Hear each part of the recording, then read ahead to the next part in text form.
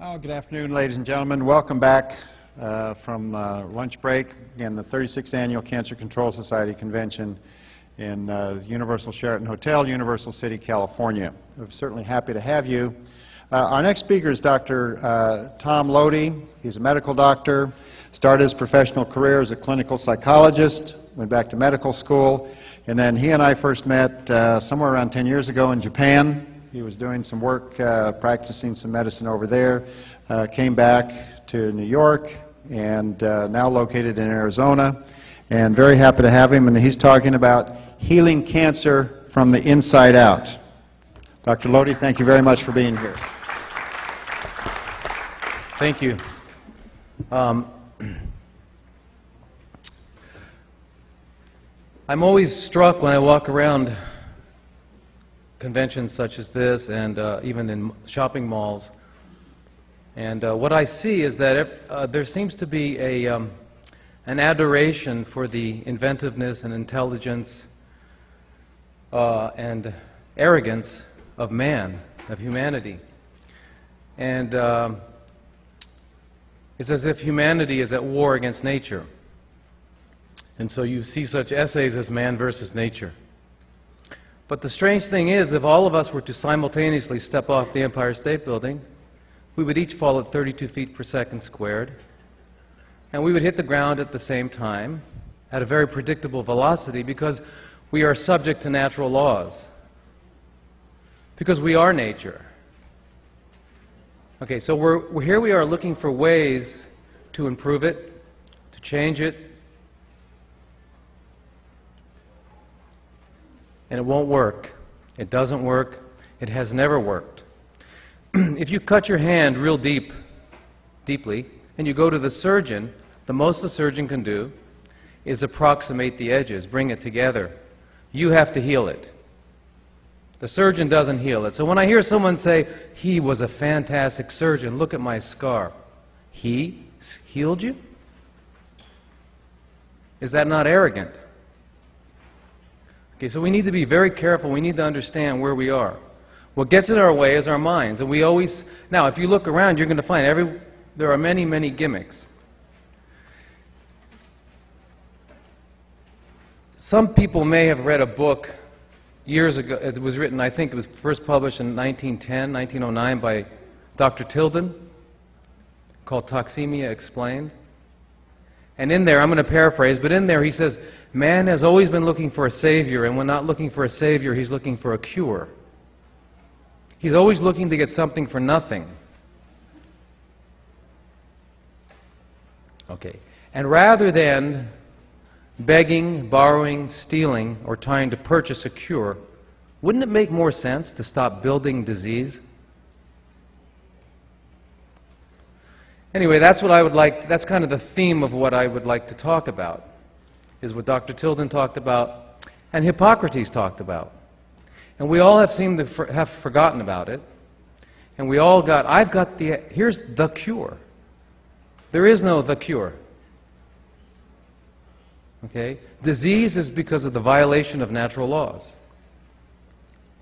I mean, the diseases that we have. So, in our clinic in Arizona, we use many modalities. We use insulin potentiation therapy. I know you heard a great lecture on that. We use gene therapy. We use immunotherapy. We have the cancer tested in Korea by a oncologist, geneticist. He's able to do a genetic fingerprint of the cancer. It works very well, and we infuse the genes that seem to be out of balance, like P53, etc., like that. I mean, amazing things. We can get rid of malignant ascites within 7 days by injecting it through, a peritoneal catheter. So there's all kinds of really neat tricks that we have. We also use high-dose vitamin C. We use ozone peroxide, and we use colloidal silver quite often. We use it when people are neutropenic instead of antibiotics. Silver has been around and is part of nature. It's being born with a silver spoon in your mouth had nothing to do with wealth, but rather health. Okay? So anyway, we have lots of things that we use. And when I look at people, I have two people walk in the door, and both of them have stage 3 breast cancer. One of them embraces the lifestyle changes. The other one doesn't. Guess who's still around in 2 years? So it doesn't matter how good anyone is at getting rid of cancer. If you don't stop making it, it's irrelevant. And if we have the audacity to use the word doctor before our names, then we should be teaching. Okay, so if we're teaching, what are we going to teach people? We're going to teach them how to stop building disease. That's what our real roles should be if we're doctors. Otherwise, we have to call ourselves, what? Physicians. And open up treatment facilities where people come in and they say, hey, doc, here's my disease, fix it, I'll be back in a month. That doesn't work, does it? Because the very premise is false.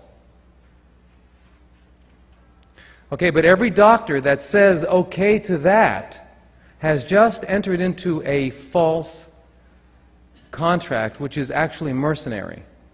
Because in their heart of hearts, they know that they're not doing what they should do, and what they should do is teach how to stop building disease. But the only way you can teach it is if you know it, and the only way you can know it is if you live it. And the only way you can live it is if you had learned it. So, and guess what? It is so complex, no one will ever figure it out. And you don't have to. Do you think I have to explain this to a dog? Do I have to explain this to a cat? To an elephant? No. Instinctively they know. Animals are plugged into the wisdom of nature through a mechanism known as instinct, which we've had forcibly removed from us at the age of 2 days. Right? The first thing we learn is no, stop, don't, do this, change, stay in here, don't, stay away from that life form, stay away from that life form. So what happens is that we start symbolizing the world in our minds, and it's called culture, enculturation. And if you're Chinese, you think you've got the best one, and if you're Italian, you think you have the best one. And the truth is they're all abominations, because they all take you away from nature. Why is that an abomination? Because we are nature. And that's the beginning of the lie that leads us down this path where here we are looking for cures. So is it not better to stop building disease? Of course it is. Does anything else work? No. George Burns smoked cigars until the age of 100. Should I recommend it? Because people will always say, yeah, but my uncle did this. My grandfather did this. That's a testament to nature, to God. In spite of everything they did, they still made it to 100. Imagine if we didn't. Imagine if we lived according to the laws of nature. Now, did you ever wonder why it is that we have, if you go to medical school, you have to memorize books that are 8 inches thick? We're trying to figure out all the reasons that we die and get sick.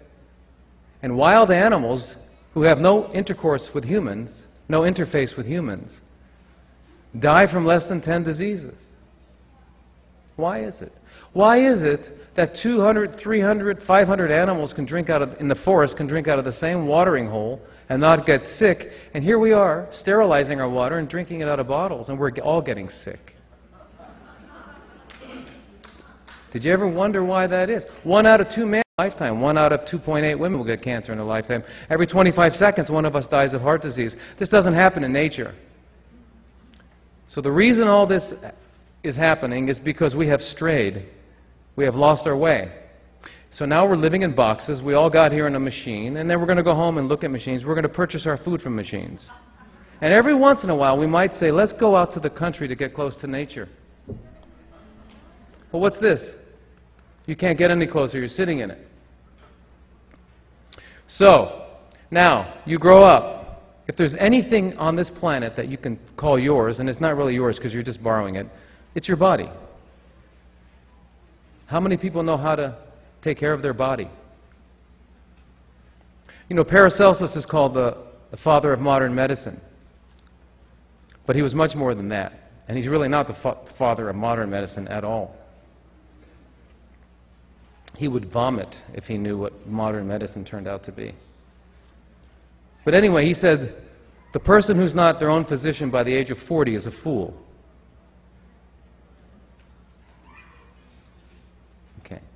So the best we can do to our beloved fellow creatures on this planet is teach them how not to be fools anymore.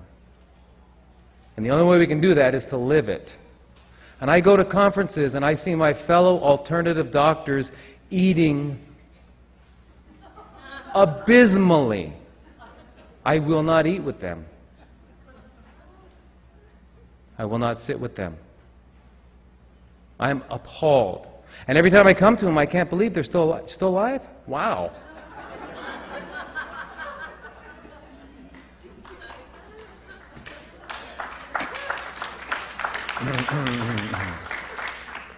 So, anyway, I know I don't have long here to talk, but what I wanted to remind you all is that there's a really good, important book you might want to read called The China Study by T. Colin Campbell. It sort of ends the debate on those who still think there's a debate.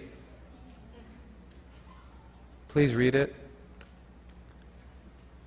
Okay, but T. Colin Campbell. Dr. Campbell. He's a PhD professor emeritus from Cornell University, and it's based on 25, 30 years of NIH-granted research.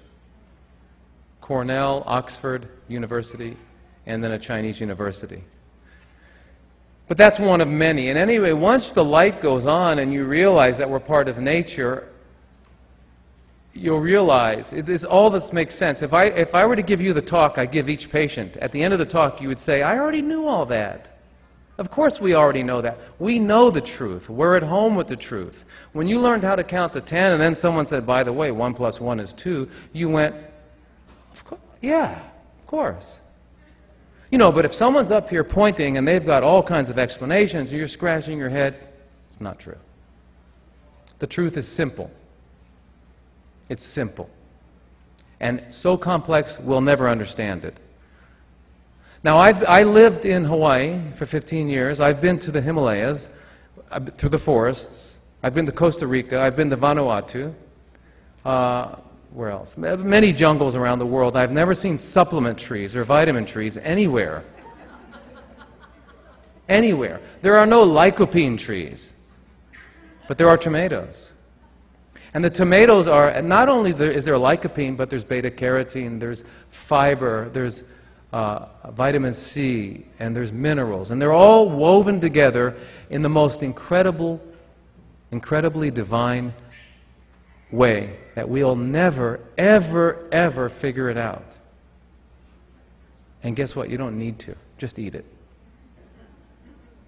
One other thing that's very important in this is to understand what is nature's cure? What do all animals do when they're sick? They stop eating.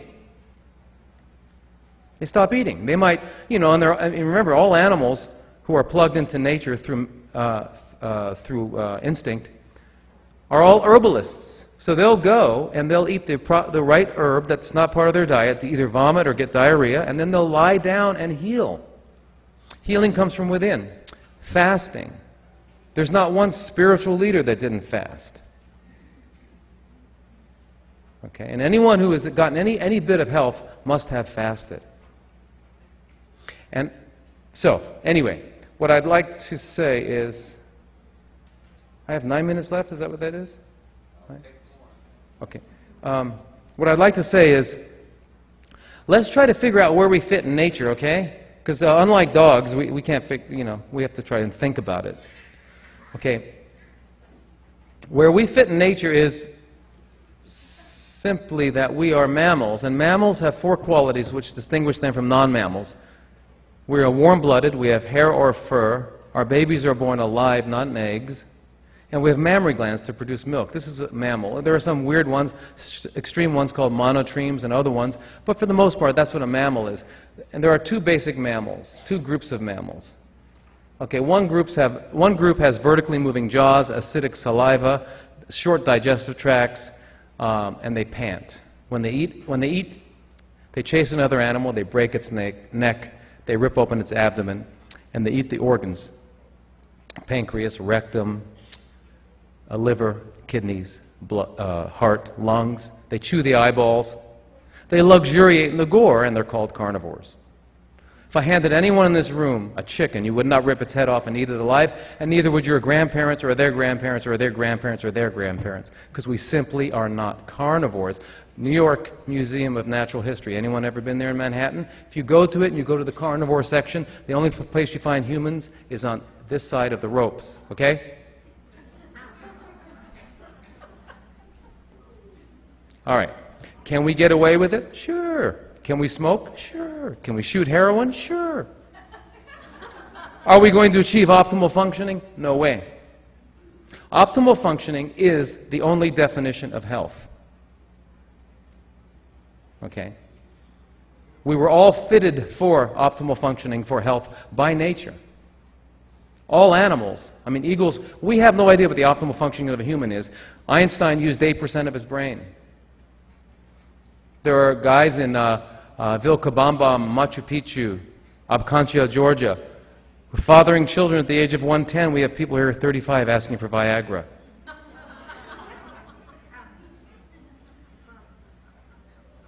Okay, so we have no idea what optimal functioning of a human is, but we're far from it. 1 out of 2.5 of us in this room will get cancer in our lifetime. That's sad. That's tragic. And what's even more tragic is 98% of you will go out of this room and plant some more seeds.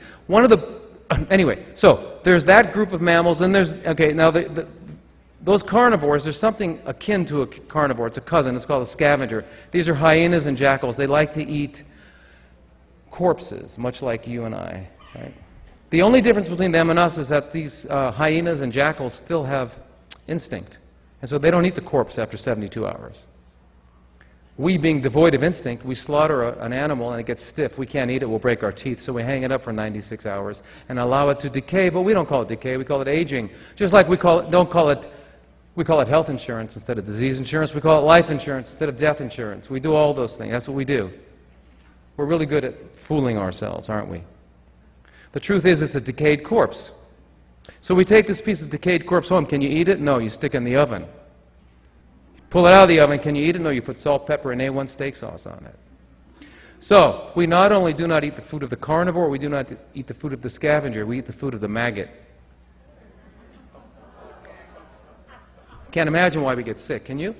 Now listen, the other group of mammals is called elephants, rhinos, hippos, giraffes, horses, cows, gorillas, bonobos. Jaws move horizontally as well as vertically, full cheeks, full lips, alkaline saliva, long digestive tracts, and we don't pant except on honeymoons. We sweat. Okay, so well, my time's running out. Anyway, this group was designed by nature for a plant-based diet. Even if you don't want that to be true, it's true.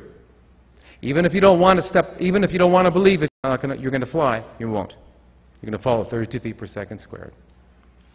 Okay, that's just the way it is. Now, all the energy, now remember, we're talking about energy exchange. When someone gets old and finally dies, what happens? If they run out of energy. Now, all the energy on this planet comes from the sun. It's captured by plants, and as you know, all transfers of energy, you lose 90% and you remain 10%. So the plants capture and keep 10% of that energy, that solar energy. They grow up 300 feet tall. They live 2,000 years. That's pretty impressive. Okay, the next longest lived and most powerful creatures on the planet are the ones that eat the plants. Elephants, rhinos, hippos. Do you think the king of beasts, the lion, attacks a healthy rhino? No. Healthy elephant? No. Okay. So, how about longevity? All the vertically moving carnivores live 15 years. Horses, 28 to 40 years. Elephants, 60 to 90 years. Chimps, 55 years. Okay, so the animals that eat the plants live the longest. How about endurance? Cheetahs run 70 miles an hour for how long? 3 minutes. Horses run all day, every day. Endurance, longevity, strength, intelligence all go to the plant eaters. And guess what? The animals that eat the animals don't eat the animals that eat the animals. Lions eat zebras. Why? Better quality flesh. Who wants to be better quality flesh? All right? So, it's actually real simple. And guess what? We are the only organism on the planet that thermally degenerates our food before ingesting it. Okay, nature made tomatoes, not tomato sauce. Apples, not applesauce. In fact, apples were baked to perfection by the sun. Okay? So if you understand that very simple thing, that by living in this urban, artificial environment, which only leads to, look, go to the mall, go to any street in America and look around it. What do you see? All you see is sickness. Okay? It's because of this artificiality. Our only connection, if you're going to continue to live in this artificial environment, is to eat the food the way nature designed it. If you take a potato, and you know those potato clocks, you put in two, it's got two prongs, it works. The potato has life. You bake that potato, it doesn't work. It's dead. Now, if we're eating for energy exchange, how much energy can you get from a corpse? Not a lot unless you are a maggot. Is that what the Marines meant, what they called each other, maggots? Anyway, the point is that, and I've got 1 minute left, so, okay. The point is that to maintain health and vigor, we have to eat according to our natures. And if we eat according to our natures, we can then achieve optimal functioning. And optimal functioning easily overcomes cancer, easily overcomes anything. You know, the average 60-year-old adult has had cancer 5, 6 times in their life that they have overcome. Okay, they didn't know it. Okay. So cancer is not a big deal. Diabetes is just an eating disorder. Diabetes type 2, I mean, is an eating disorder. How do I know? Because I've had people who were scheduled for amputation on insulin have normal blood sugars within a week. There's a movie that just came out. It used to be called Raw for 30 Days. I don't know what it is. It was done down in Patagonia, Arizona, where they took diabetics from around the country, put them on raw, vegan diets, and it went away. But don't you need protein? I don't know. Next time you're at the zoo, I want you to tap an elephant on the shoulder and say, "Excuse me, ma'am, where'd you get your protein?" Or if you see any horses, ask them where they got their protein. How'd they get so strong? Okay. Do you need a middleman? No. Okay. So the truth is we don't need... How much protein do we have? Do we need? Well, let's go back to when we were babies. When we were babies, we were helpless, but our bodies had to double and triple. Even adolescents don't double and triple. You don't go from 4 feet to 8 feet. But babies double and triple. How do they do that? With milk. Okay, mammals are born helpless. They need milk. Okay? So carnivores have 29, 30% protein in their milk. Horses 23%, cows 15%, chimps 7 to 8%. We have 3 to 5%. So the time in our lives when our protein needs are maximum, nature says we need 3 to 5% of our calories to be protein. Broccoli is 35% protein. Asparagus 32% protein. Dead cows are only 26% protein. Potatoes are 8% protein. How many doctors have ever admitted anybody with a disease called Kwashiorkor's disease or marasmus in this country? Those are diseases of protein malnourishment. You cannot get it in this country unless you're eating only Twinkies. But no, that happens. So perhaps maybe even Twinkies you can't do it. The point is we are either the most highly evolved or the pinnacle of creation. We don't need a lot of amino acids. Anyway, my time is up, isn't it? Okay. So anyway, I could go on because the beauty is you know all this stuff. And I just want you to realize that the cure comes from within.